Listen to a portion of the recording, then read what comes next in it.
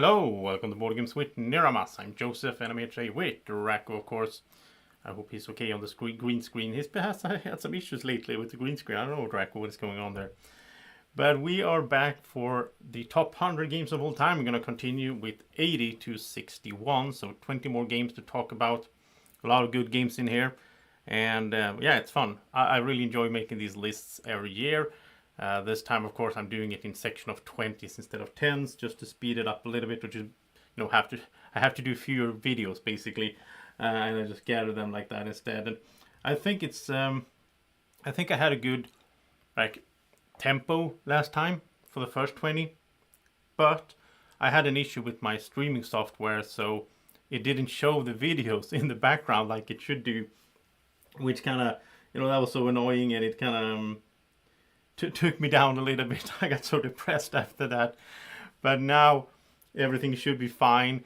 I am sort of recording my screen instead of trying to do these window captures, which I had like multiple windows and back and forth, and I think something went wrong in that process. Hey Mikael and Alex and Bjorn, nice to see you guys in here, and I think more people will arrive here. We're gonna give it a little bit of time. Before we get going though, as you can see here, I have my Kickstarter page up behind me because Board Games with Niramas is on Kickstarter right now. If you haven't checked it out already, please go check it out. Even if you don't back it, I mean, it's just fun if you just check it out, and maybe we will share it with some friends and so on.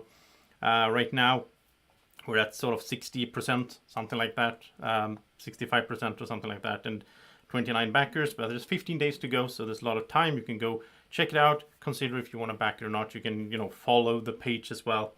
And I won't get into details here, but there's a lot of fun stuff you can get here as rewards as well.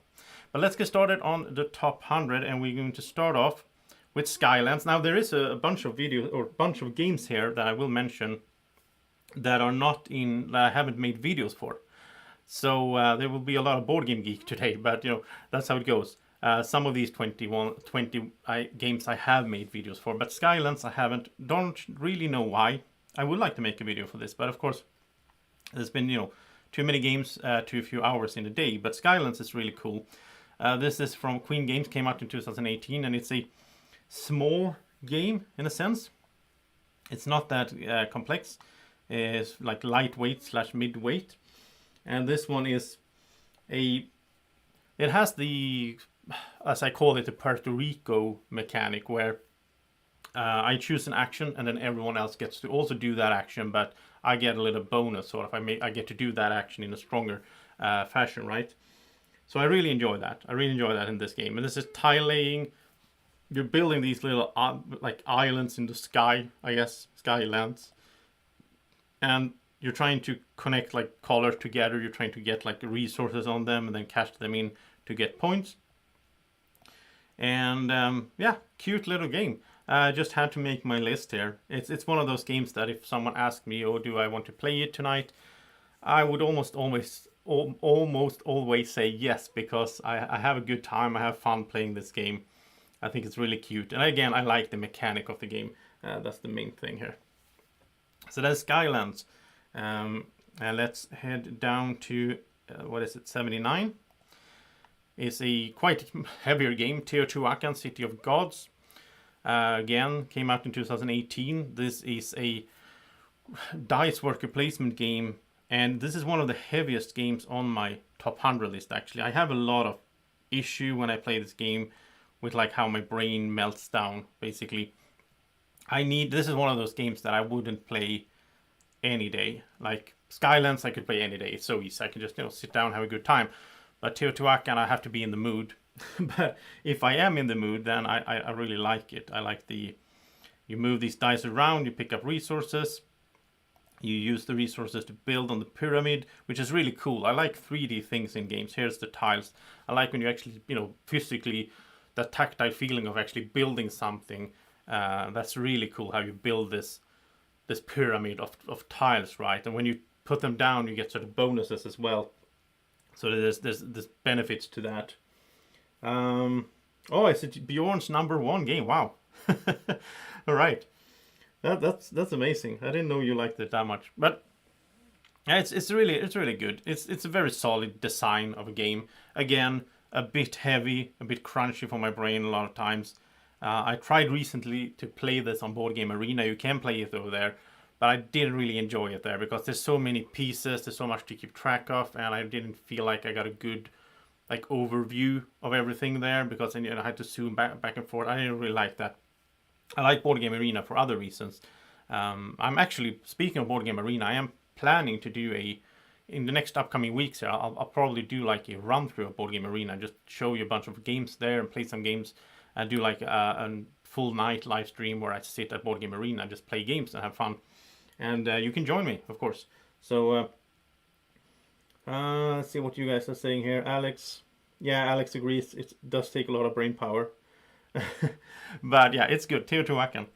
Then we go down to 78, which is very, very easy. Well, again, you know, this is the most of the games on my list are like this. The Taverns of Thief and Toll, which is a sort of lightweight / midweight, a fun little mix of sort of deck building and tile. I don't know what you call it. Like you place these. You have a tavern, and you have these guests coming, which are your cards. So you place them out, but then you also have dice, which you need to match the guests in order to activate them, to like feed them or bring them beer. And then they are happy and they give you a benefit of coins, or you know, you can produce beer, which like you have this guy that brings you beer. You have these like entertainers in your tavern as well, giving you special powers. Really cute game, and I really like how it, again, this like tactile feeling, like the player board.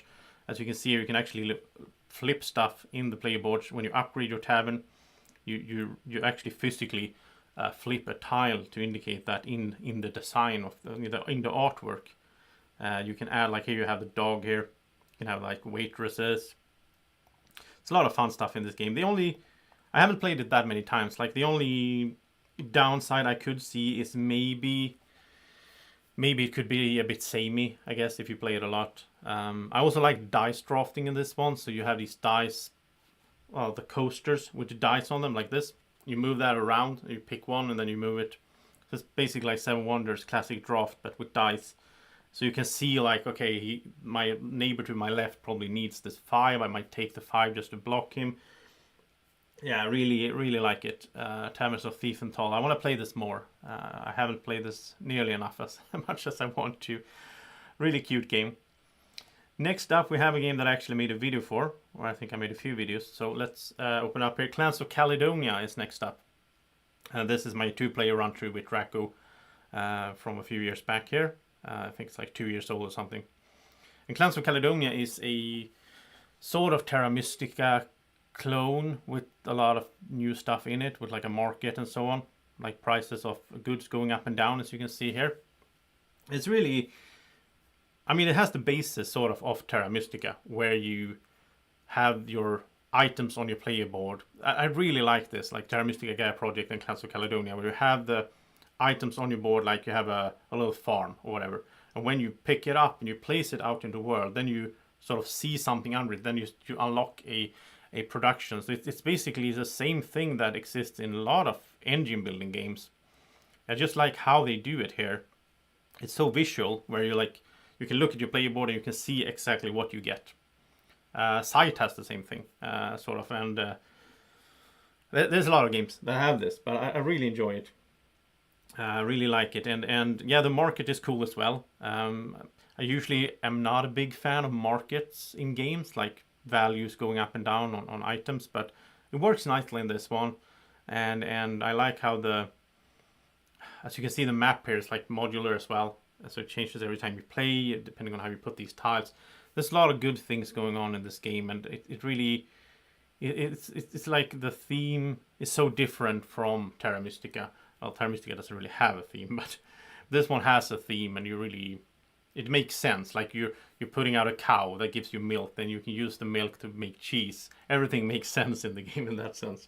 So yeah, really enjoy Clans of Caledonia, and I can recommend you to check it out if you haven't. I have 2 videos. I have a solo playthrough and I have this gameplay run through here with Draco. This is from 10th of April. I don't think you can see it because I'm in the way. 10th of April 2018 this is from, okay. It's more than 2 years. Okay, next up, another game that I haven't filmed, Notre Dame. This one I would like to film though. I want to get the 10th anniversary edition of this one. I played the old one. There's a new one that came, I think, last year or 2 years ago. Well, actually, it came 2017 probably, because this one came out 2007. So, yeah, the 10th year anniversary edition. I would like to pick that up at some point. I really enjoy this. This is again, drafting game. I really like drafting. So you draft these cards. The interesting thing is everyone has the same cards every round. And then you draft them around, you pick one, and you do different actions on... This is Stefan Feld, so it's like a sort of point salad. You can do a bunch of different things. So you have this flowery thing, the actual board, and you have your district. And in your district you place your cubes and your guys. And depending on how many cubes you have in a certain place, so when you do an action, then that triggers that sort of little, cake piece of your district, and that activates, and that then you get points and things going on, more cubes and so on. So I thought I would like this, and I tried this like I think last year, and I really liked it a lot. It was such a good time playing Notre Dame. It doesn't look that amazing, which is often the case with these like Euros, but it does work very nice, and the game mechanics and what you do in the game, it's very fun. Let's see if I can find some good picture here. There we go. So I had really fun with this one, and it also has this element that a lot of Stefan Feld games have, at least the older ones, where you have this like a rat track. So the rats are building up, and that will get you a lot of minus points unless you handle those rats on the way. So you have like a threat building up, which is always a cool thing, I think, in his games. All right, then we have Charterstone. Charterstone from Stoneway Games. This is my first video when it came out in 2017. And then I made a full playthrough of this on Steam. There's a digital version that I played a lot. I never played through the actual board game, the whole thing. I played once here with Draco, but then I really enjoyed it, and I really wanted to play it later on, and then the digital one came up, and oh wow, that was so much fun. I had such a good time playing through this. It's a legacy game, so you will, like, the game will evolve. You will put stickers on the board. Things will evolve as you play. It does have an interesting twist on Legacy though, because after you're done, when you play through the whole thing, you can still play the game, and you will have like your unique map that you and your friends built, and then you can keep playing on that. So that will be different from other people's maps. So that's a really cool thing in this. Oh, what am I doing here? I'm doing some weird zooming there. That wasn't too great. I don't know what I was doing here. It's an older video. Anyway, in the game, you're also like opening boxes so you get new buildings, and then you build buildings, you build up, and then you get something new happening, which is so much fun in Legacy games. I really enjoy that in Legacy games. New things coming. From the beginning, you can only get, there's a place you can go and get like 1 lumber. Later on, there might be a place where you can go and get like 2 or 3 lumber.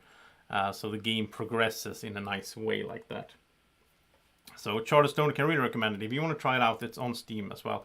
So you can play it there these days, because, you know, it's hard to find gaming people to play with these days. So next up, I think this is my oldest game on the list, High Society from 1995. That's before... I think that's before you were born, Draco. I'm not really sure when Draco was born, to be honest, but I don't think he was around back then. And 1995, High Society. This is a Rainer Knizia small auction card game. Now, I'm not a big fan of auction games, but in this one it works because it's so quick and easy to play. And the interesting twist here is especially that these cards have like you have like a card that is worth like 4, and you don't get any change. So, you're betting on stuff in the auction, but like not the card, the money. So you're betting with the money on the cards, and the cards have like a value that how strong the card is in points. But when you're betting, you have like a 50, a 20, a 25, and you don't get any change. So you don't want to spend your 25, like you don't want to spend too much, which is really interesting. And also another interesting twist to this one is that at the end of the game, this is a quick game. It came in different variations, as you can see here, different artwork. At the end of the game, whoever has spent the most money as well is out. So like you need to spend a lot of money in order to pick up the good cards, and also to avoid the bad cards. That's also interesting. Sometimes you're like betting to not have to take a certain card. But you don't want to spend the most, because then you're out. So you can't just go crazy and just bid. You have to consider that as well. So High Society is really interesting, and I think it's my favorite auction game, actually. I really enjoy it. Then next up is Tobago. Tobago is a game that I played quite a bit lately, actually, on Board Game Arena. It works really nice on Board Game Arena. And this is a really cool deduction game. I like deduction. And in this one, we're trying to find a treasure on an island. I actually have the actual board game as well in my shelf. It's one of those games that I just, sticks around with me. I won't sell it. Really nice components as well, with all these like plastic little things on the map here. And so we're trying to find a treasure, but we as players determine where the treasure is on the island. So it's like a reverse deduction, sort of. You're on your turn, you can play a card saying that, like, the white treasure, there's 4 different color treasures. You can say like, oh, the white treasure is not next to a palm tree. So that limits where it could be on the island. And then someone else plays a card saying that the white treasure is on the beach. So that narrows it down. So all of a sudden it's on the beach, but it's not next to a palm tree. And when you get to the point where there's only one place that the treasure could be, then you need to take your little Jeep and drive over there and pick it up. And then there's a mini game where you divide the sort of treasure that you found among the players that contributed to either putting in a clue to where it could be, or digging it up, driving over there. And that is divided as a mini game, so it's like a push your luck. So let's say that I contributed 2 pieces of information to that treasure. I will get to see 2 of the treasure cards that will be involved in that treasure dividing of the treasure. So I might know that there's a 3 and a 6 in there. I want to get the 6 gold, because that's the most you can get.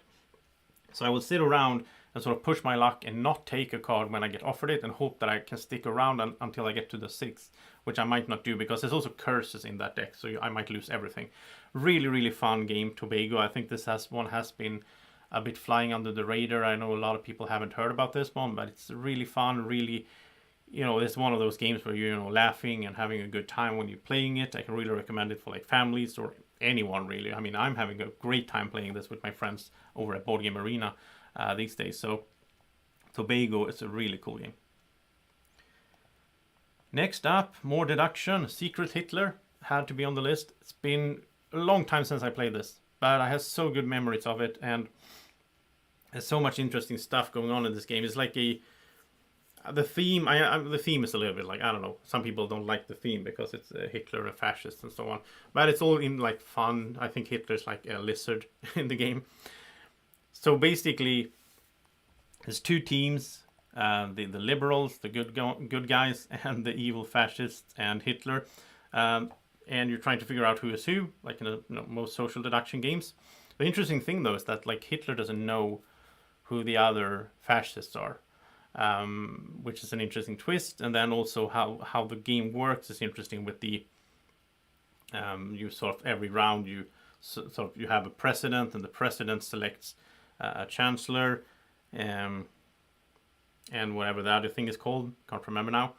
And then you like draw cards, and then you choose which cards to keep. And then in the end, the sort of chancellor, I think, gets to choose the cards. And then everyone is wondering, well, how did you get 2 good cards, or did you get 2 bad cards? Did you get one of each?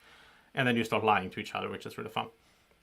And this game is actually sort of exactly the same game mechanic is copied into a new game called Feed the Kraken. That is what just was on Kickstarter, and I played it a few times. It streams on the channel as well. So it's a pirate theme, but it has the same game mechanics, but it has like a board and so on. A really, really fun game as well. So yeah, Secret Hitler, really cool game. This is perfect for like, I hope we will get back to someday to those, big conventions in the evening. You can sit and you're kind of tired, and then you just sit a lot of people around the table and just playing this. So much fun. Next up is a game that was on my top 10 once, I think like 2 years ago. Nations, the dice game. This is a really, really good dice. This is my favorite sort of dice game. This is like one of the, I feel like this is the main one. Like they took a big game, Nations, which is also good, and you just made it into a dice game, and it works so well. Like you have these dice. I really like those dice, and you roll them. You you get like resources like food and stone, and you can build with them. It's a civilization game where you're building up like it's the theme is very light in a way, but it does work. You build like wonders or you build buildings that will get you more dice, that will get you more money, so you can buy more stuff. You build an engine, and with the expansion, especially Unrest, as I have in the video here, we have those green dice. That's really cool. That's like a little gamble there. They can be really strong, but they can also turn into Unrest, which means you sort of lose your turn and then you have to reroll that green die. And as you can see here, you pick up, it's like drafting. You draft from an open display of these tiles, and it's like first one to grab gets it. So you gotta have the gold, so you can pay for it, and then you grab it, and then that will get you more dice. There's a lot of fun stuff going on here. This is one of those games that I also will stay in my collection for a long time because it fits that category so well of, like, this is one I can bring, it's fairly quick. It's like 40 minutes or something on 4 players, and I can play it with anyone. I can teach it to anyone, and you can get into it. And I would always play with the expansion as well because it adds a lot of good stuff, but it's not that complicated. So Nations, the dice game, yeah, it's just gonna stick around. Now it's going down on my list, obviously, from that high spot that it had once upon a time. But there's so many good games. So another game here is Automobiles. Automobiles is a racing game, but it's basically like you take a racing game and you combine it with Dominion, but instead of cards you have cubes, and you have a bag builder instead of a deck builder. So you're building up your bag of cubes in it, and the cubes will do different things. Like a white cube lets you drive on the white part of the track, and then the gray, soft gray, and the dark gray, and the black. And also it's really good system here where every time you play, like, you have the same, like the red cube is always there, but it could mean different things, like the blue. It could mean, depending on which card you put out. And there's just like Dominion, there's a bunch of cards. You can do them in like a randomizer, or you can have these themes that the rulebook recommends. And the interesting thing as well is that if you drive too fast, you will get wear on your car, and it will start breaking down, which means you get these brown cubes in your bag, and they don't do anything for you. So you got to be careful of that. But then there's the purple cubes that lets you remove wear and fix your car, and you drive around this map. And there's a few different maps out there as well. Really, really fun game. Now it's not really like here I'm playing with Draco. It's not really a 2-player game, to be honest. This one I would like to have 4 or 5 players because the race, it's fun to be a lot of people. So Automobiles is again, I think, a bit overlooked game. I think not everyone has seen this, but it's really, really fun. And there we have the cards as well. So the card says that, okay, on this game the blue card means this, or the blue cube means this. So then when you pick up a blue cube, then you play it, then it does a certain thing. Also, the cubes are like money. So instead of doing whatever the cube is doing, you can sell it to get money so that you get to buy more cards or more cubes. It's confusing with cards and cubes. Cubes, that's what I was going to say. Really like Automobiles. I can really recommend it. All right, so moving fast through the list here. Next up is Camel Up. Camel Up is another race game. It just so happened that these two ended up next to each other. But Camel Up is a race game with camels, which is really fun in itself. And there is a second edition out for this that I haven't tried yet. I would like to get that. I think it came out last year. And the interesting thing here, though, in this one is that you're not really, like, it's a race game, but you are not one of the camels. You're betting on which camel you think will will win. And also the camels, as it's called Camel Up, the camels will sit on top of each other like this. So in this case here, if the blue camel moves, then the green will also tag along on the top of him, which means that things might happen that you didn't predict, because you might say that you think the green camel will come in last place this round because it looks like it, he's far behind. But then you roll dice, and that might, he might jump on top of the blue, and then the blue moves a lot as well, and all of a sudden the green could be in the lead. There's a lot of switching back and forth on the positions in this game, which makes it really fun. No, it's not called Camel Cup. I think that's they made a fun play with the words there. So it's like on the box it's a big C and then Amel Up, so it could be Camel Cup. And you have this, is really cool. Again, I like tactile things in games. You have this like pyramid of cardboard, and then you shake it. You have the dice in it, and then you shake it, and one die will pop out. So you don't know which color die, which camel will be moving. It could be the green, as in this case, and he will move 3 steps. Really smart design, and it also adds to the fun of the game. People like that action. It's like when you're on your turn, you can like bet on something, or you can do the action of rolling the die. And people like to do that. I've seen that a lot of times. People have fun, like, oh, I want to shake the pyramid and get the die rolling. And yeah, a lot of fun things here. You can play this with like basically, you know, kids or families and so on. But we had a lot of fun in my gaming group with this one as well. A bunch of gamers sitting around playing this, and some people take it very seriously, which I think you shouldn't do. This is just a game for fun. You shouldn't go too hard into those, trying to figure out which camel will win, how you should bet, and so on, because that kind of ruins the fun of the game, in my opinion. But yeah, Camel Up, really fun game. And I am going to check now. There was someone that mentioned it last video I did, that I didn't have numbers up for each game, but I can't really do that in a good way. Well, I could, but it would be so much work to do that when I do live streams. So instead, basically, if you watch this afterwards, then you can look at the timeline and you will see which number we're on. So that's the best way I could solve it right now. I could have just recorded the whole thing, but now I said I would do a live stream, which I think is fun as well. Anyway, 68. We're up to 68 now. So 68, if I can... Okay. 68 is Caverna. The Cave Farmers. This is a game that also was higher up on my list earlier on. It has dropped a little bit. This is one of those games, the rare times that an expansion comes out, and I'm so excited for the expansion. I'm always excited for expansions. And then it sort of turns out that the expansion actually in some ways lowers my excitement for the game. I mean, you don't have to play with it, obviously, but like it is cool in some ways. I like the expansion for this one, but it's also very, very railroading the players to do a certain thing, which I don't really like. Because in Caverna, it's like a big smorgasbord of actions. You get a lot of things to choose between. Basically, everything you do on your turn is good. You're placing a worker out here. The worker placement spots will increase as you go. And everything is good, basically. And you're trying to build, like, it's interesting because you're both building in your cave, your dwarves in the base game, and then you can be other kind of fantasy races in the expansion, and you're also building like on your farm, so you can do a farm strategy, you can build on your cave and do a lot of mining. You can send your little dwarves out on adventures. You can make weapons for them, and then they can go out on adventures, which is really fun thematically as well, because the adventure is like, oh, they found a cow in the forest, or maybe they stole the cow from a neighbor, I don't know. A lot of pieces, as you can see here, a lot of pieces. I'm very happy that I have the E-Raptor insert for this one, because I didn't have it back here when they did this video, which is like 3 years old. These days I have the insert, which I'm very happy for, because there's a lot of pieces to keep track of and get in that box. And yeah, really fun game. I played it solo a bit as well, back in the days. I haven't played it in a while now, and like it's sort of, my gaming group has sort of destroyed this game. Because they are so competitive, and they found these like strategies, and oh, you got to do this before you do that, and that sort of took away the fun for me. So I haven't really wanted to play it for a while. But I do like the game. I would like to play it with, like, you know, other people.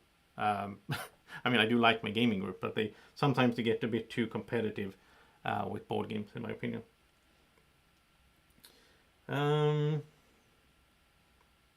Oh, hey, Gospel Kingdom website.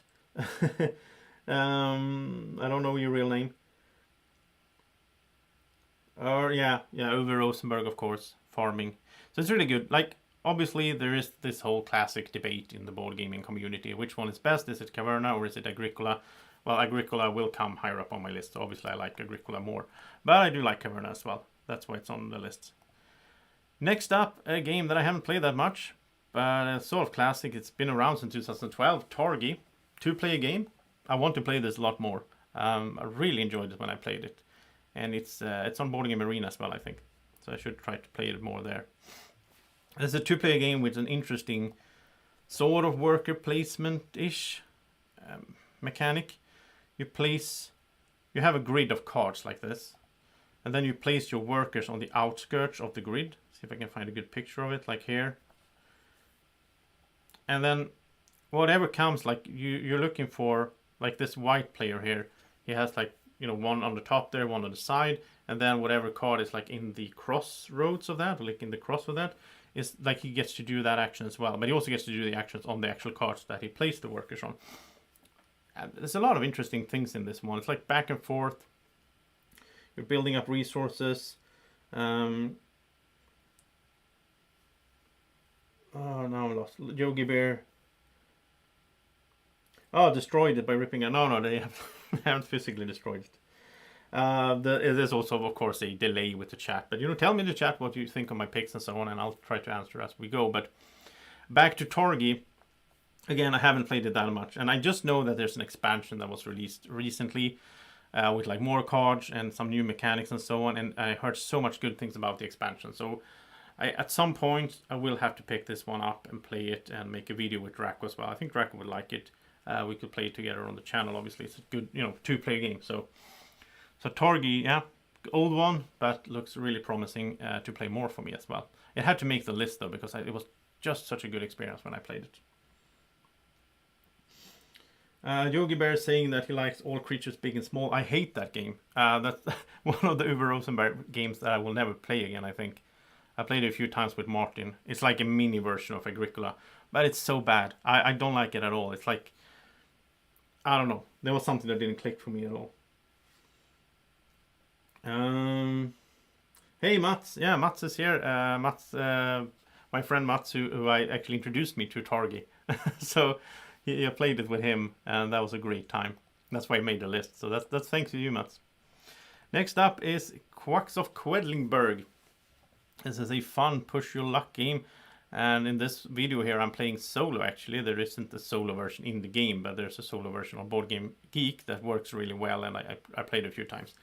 And I made a video. I really enjoyed this game. It's like this is a game you could play with anyone, and people will have fun with it. I played it a lot when it came out with some friends as well. And it's like a push. It's all about pushing your luck. You have this. It's a bag builder. It's again something I like. I like these like deck buildings or bag buildings in game. I like when you build up an engine, you make choices, and then later on that comes back to benefit you in some ways. You're trying to basically. I love these player boards. I love this, like, again, I like components in games. So I mean, just look at these scoring thingies. They're like little books in cardboard. That's just so cute. The artwork is cute, and the player board is like this pot that you're stirring in. You're trying to make this potion.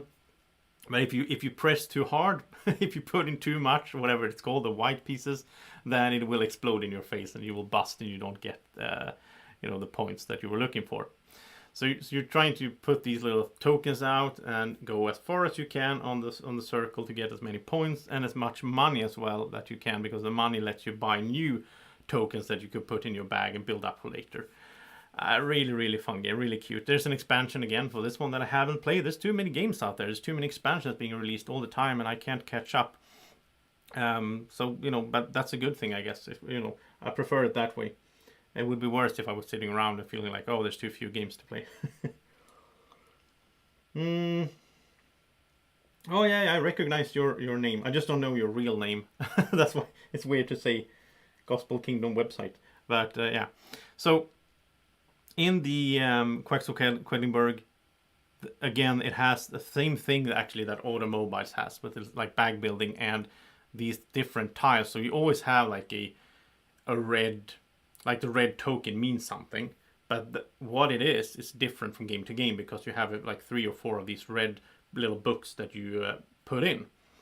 So that way it also gives a lot of variation. So I feel like this game is something I could play over and over, because you get that variation. And it's very smart design, I think. You still have the same tokens, but they mean different things. All right. So let's head to the next one. And it's another game that I haven't filmed. I don't think I ever will film this, because it's really not a 2-player game, or like even 3 or 4. Flamme Rouge, well, it is 2 to 4, but I really think you should be 4. I think it can be more actually if you have the expansion, because I think I played this on 6, I remember. I think I played 2 expansions for this. This is a racing game. A lot of racing games on this list, just so it happens today. But so this is, bicycles racing. Has a really interesting game mechanic as well. that I like, where you're playing. You have two riders, I think it's called in English, basically, or you have two pawns, and so one of them is like fast and one is slower, and you have two different decks. And you every time it's your turn, or like every round, you choose a card for each of them, and the card you chosen is then gone for the rest of the game. So do you want to like go fast in the beginning and get rid of your good cards, or do you want to save them for the the last bit? In the expansion, there's also like weather, and there's like uphills and downhills that affects the map. Really fun game. This is again one of those games which can get really exciting. And I've played this with a bunch of people around the table, and everyone's like excited. It's like, yes, I won at the end. You can get that racing feeling in there, which is awesome. Oh, hey, Daniel. Daniel loves quacks. That's nice to hear. Oh yeah. Flamme Rouge plays with 6 with one of the expansions. Yeah. So I think there's 2 expansions. I think I played both of them. This is a game that my game group really likes. And I wasn't that excited about it at first. Oh wow, here's like painted minis. That was really cool.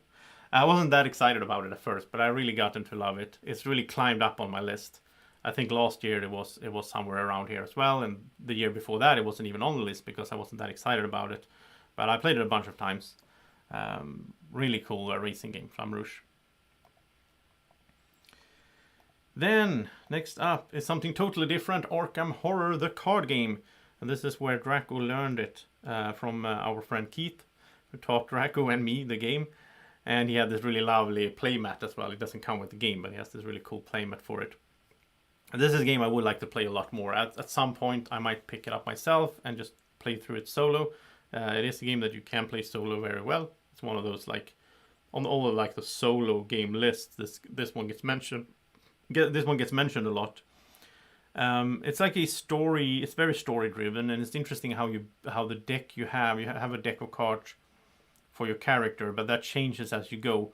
Another really interesting thing in this one is that there's no, like most of these Cthulhu themed games from Fantasy Flight games, they have a dice, right? And you're trying to get these like pentagrams to get successes, or the looking glasses to get like clues and all that.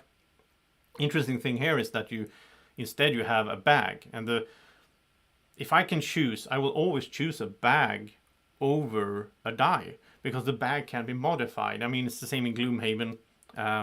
Just come to think of it, because I have Gloomhaven Jaws of the Lion on my table. I did a live stream last night of that, and I will continue to play that. And I really like in that game you have the modifier decks, and they can be changed. So instead of having a die, you have a deck, right? And so in Arkham Horror, the card game, you have a bag of tokens. And so you will pull tokens from the bag, you will put in tokens so that the bag evolves as the story goes. And when you do like a test and you draw a token from the bag, you might get like a +2. It's basically the same as in Gloomhaven. Or like a -2 or a miss or whatever. Really cool game. I really need to play this more. I played it a few times, but it was a long time ago, and I have 2 friends that have this game, and there's a lot of expansions. This is a living card game, so there's a lot of expansions, obviously, and some of them look really cool. Like one of them I want to try. I saw a playthrough, I think it was Rolling Solo that did a playthrough for it, where you're like on a train, and so like the train keeps moving, and you need to be moving to not get pushed off the train. It looks really cool. Cool. Daniel likes it as well. Yeah. Arkham Horror the card game really cool. I really like the Cthulhu theme as well. I think it's cool. Okay, so let's move on. So what is it? 63 is The Crew.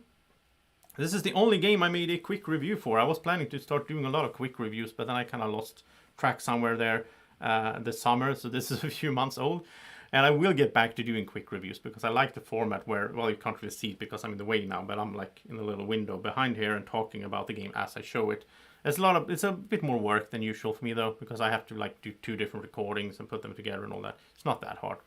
But The Crew is a really cool trick-taking game that is cooperative. So you're together with the other players. You're trying to complete missions to sort of make sure that a certain person wins a certain trick. And it can be really interesting. It reminds me a little bit of the Mind that I had earlier on the list. I had it in last week's episode. So in The Crew, you're sort of trying to not read people's minds, but you're trying to anticipate what they will be doing. Like, because you have very limited information and you can't say what you have in your hand and so on. So it could be that I'm putting out a card and I'm just hoping that one of the other players understands what I'm trying to do. And sometimes they don't understand that, and it all goes down, and we have a good laugh about it most of the time. And you can play this one on Board Game Arena as well. Works very well on Board Game Arena. I played it a few times with friends, and we had we're on voice chat as well on Discord or something.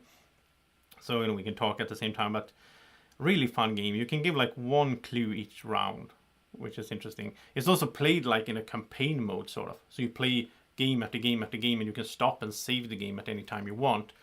And you keep trying, oh here I am, and you keep trying back and forth to get through the different missions, and you have to complete it in order to move to the next one, and so on. Really cool game, The Crew. Next up is 62 here is, let's see what you're saying in the chat. Oh yeah, I think Daniel, you would like it. So Orleans is my 62. Orleans is, again, I this is just random, or not random, but I didn't think this through when I made like the 20th, this part of these 20 games. But this is a bag builder again. It's the third bag builder, I think, on this video. And Orleans is your like sort of worker placement, or you're like placing these, you're building up your bag with different kinds, like a knight or a priest. And then you're placing them out on your board, and like certain actions requires, like the town hall requires like a cleric and I don't know what these guys are, a monk, and to do that action. So at the beginning of each round, everyone pulls out a certain amount of tokens from their bags, and then they place them out, and then you do these actions in turn order. And you're also you're trying to do different actions. You're trying to build as well on the Orleans map. Let's see if I can find a picture of that. Well, sort of here, I guess. So you have this huge map out here that you're moving your pawn around and picking up like different goods, and those goods will get you points. You can also build buildings that gives you new spots that you can place your workers on that nobody else can. There's a lot of fun stuff going on in this game, and there's an expansion again, another expansion that I haven't played, where it's cooperative. I would like to try that. That would be interesting, because the base game itself is a competitive game. Well,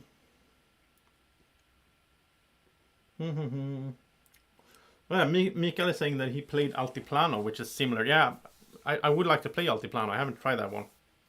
That was one that got away that year when it came out. I think it was when I was at Essen, and I never got around to picking it up and so on. But I think I would like that one as well, because Orleans and the whole bag building, and again picking your strategy by choosing what you buy and putting in your bag, and then you stir that up, you go around, you pick up, it's so satisfying. We're like, oh, I found the tile that I need.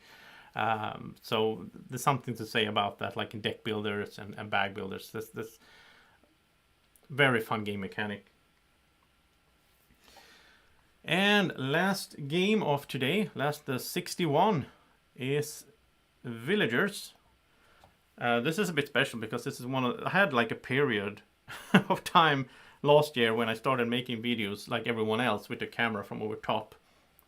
And this is one of those. And I do like how they turn out. It's just that I felt like everyone is doing it this way, so I wanted to do something different like I did from the start. So I went back to my camera on the side, like over my shoulder, which is a lot, in some ways better, in some ways this is better. But this is like really far away. Now I'm getting into a lot of YouTube's camera talk. That's not what I was supposed to talk about. Villagers is a fun card game. It's a tableau builder. Interesting thing in this one is that it has like this. One of the games I really hate. One of the games that are like on maybe 450th slot on my list out of 500 or something. Is Food Chain Magnate. I really dislike Food Chain Magnate. I only played it once, but I will never play it again, and so on. But anyway, Food Chain Magnate has one cool thing going for it, and that is how the tableau building works. And the same is taken into Villagers, and in Villagers it's a huge part of the game. So as you can see here, I need to have like a lumberjack first, and then the lumberjack can lead to having a carpenter on top of it, and then someone else, whatever that is, and then that can lead to the cartwright. So it's like a chaining of cards, which is really interesting in this game. You have like a market row, so you're picking up these cards and you're trying to build those chains out in order to score points by order. Also, you're building like an engine to get better and better as the rounds go. I played this solo quite a bit as well. I think this is a solo playthrough, is it? It is. And made so many videos now, I don't remember. It was pretty funny actually, speaking of that. Like I made over 1,000 videos by now over this 4 years that I've been doing this. And when I was going to set this up earlier today with all the tabs I was like, wait, have I made a video for Orleans? I have no idea. I have to search YouTube to find out, which is kind of funny. A bit of meta though. So yeah, anyway, Villagers is a really cool card game, and I really like the production as well. I think the coins are pretty cool. They're very different from most games. And they are like I think this, this was on Kickstarter. I didn't back it. I got it from the publisher, but I think I got like the Kickstarter deluxe version or something like that, because I got those thick coins, which was really nice. And it has like a box. And this is nice as well when I use the green screen camera like that. I should get back to doing that more actually. It's just that when I have the camera on the side, I can just hold up the card and it's just easier. But it looks nice doing it this way. Anyway, that is Villagers, and I will end sort of we have gone through down to 61, but I will leave a few minutes for questions. If you have any questions about my list or about these games, please let me know, and I will try to answer as best as I can. And then I will be back next week. Next weekend we'll be back with, we'll just flip over to this page here. Next weekend we'll be back with more. So what is then 60 to 41, and that's. It's interesting how I use this like pub ranking meeple, or whatever it's called, pub meeple ranking site when I try to do this list, and then I modify it a bit as well afterwards. But it's interesting how this segment just turned out to be a lot of racing games, a lot of bag builders, just by chance. So let's see what you guys are saying here in the chat.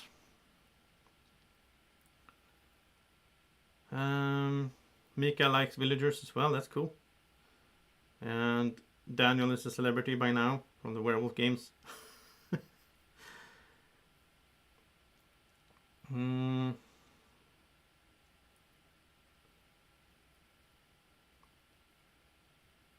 Oh yeah, I do the same sort of. I keep my, like, basically I made the list. I made the top 100 list again.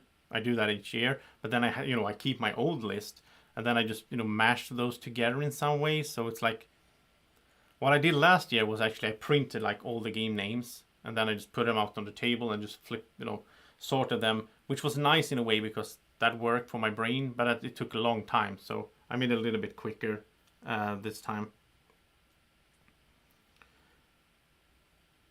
And yeah, Bjorn is I can't talk by now. I need to go get something to drink. Bjorn is posting the Discord link in the chat as well. So if you want to join the Discord server for Board Games with Niramas, it's awesome. And in there, we can also get together and organize some plays. If you want to play with me on Board Game Arena, we could play together. It's always fun. So I think I am going to end the video here and say thank you so much for watching, and thank you to everyone who's supporting the Kickstarter. If you haven't already, go check out the Kickstarter. You can find the link down here in the description as well. Been nice talking to you once again. I hope you enjoyed it. I did. Draco seems happy. He is excited for the next week for more good games to talk about. And thank you so much. Have a great evening or morning or whenever you're watching. Take care. Bye bye.